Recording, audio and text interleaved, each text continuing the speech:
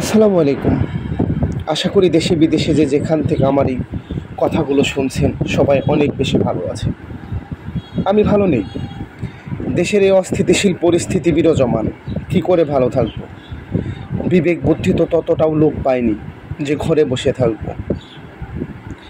এখন সময় 6টা 45 মিনিট। একটা রাত যে কতটা দীর্ঘ সেটা আমার জায়গায় থাকলে হয়তো বা আপনারা বুঝতে পারতেন। আমি তো এখন যুদ্ধ অপরাধী, সমাজের চোখে কাল খারাপ। এইবার মূল পয়েন্টে আসি। আমি খারাপ কেন? আমি যুদ্ধ অপরাধী কেন? আমি সমাজের চোখে কাল হয়ে গেলাম কিভাবে? আমার অপরাধ, আমি ছাত্রদের পাশে দাঁড়িয়ে গলা উঁচিয়ে বলতে পারি এইটা নাই, এইটা অন্যায়, যা কিনা আপনারা পারেন না।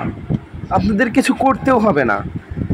আপনারা সবাই হাতে চুরি পরে ঘরে বসে থাকুন আর আল্লাহ আল্লাহ করেন দেশটা যেন ভুলেও কখনো স্বাধীন না হয়।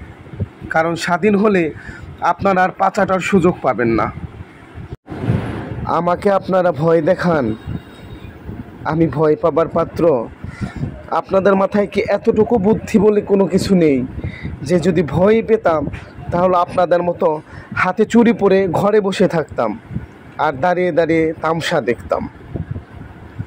যেখানে বিনা কারণে শত শত মানুষ প্রাণ দিচ্ছে, সেখানে আপনারা ওই প্রাণ বাঁচাতে গিয়ে কে এগিয়ে গেল তাদের লিস্ট করে যান ভাই, কোনো সমস্যা নেই। আপনারা তো এইটাই পারেন, করেন। আর আবারও বীরের মতো বললাম, আমার নামটা আপনাদের লিস্টের সর্বপ্রথমে রাখেন।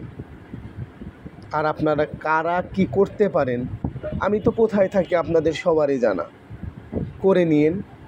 কপালে যদি দুর্গতি থাকে ঘটবে, আর যদি সফলতা থাকে সেইটাও আপনারা আটকাতে পারবেন না। এখন সময়ের অপেক্ষা, দেখি ভাগ্যে কি আছে।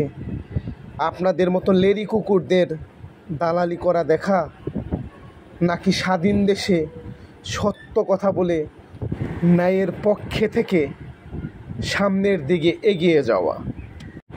জানি না কি হবে সামনে। মানুষ এতটাই ভয় দেখাচ্ছে, হয়তো বা হতেও পারে এইটাই আমার শেষ ভিডিও, আপনাদের সাথে শেষ কথা বলা। যদি তাও হয় কোনো আফসোস নেই। আমার জায়গায় কোটি কোটি মানুষ আছে। একজন মানুষ না থাকলে কিচ্ছু হবে না।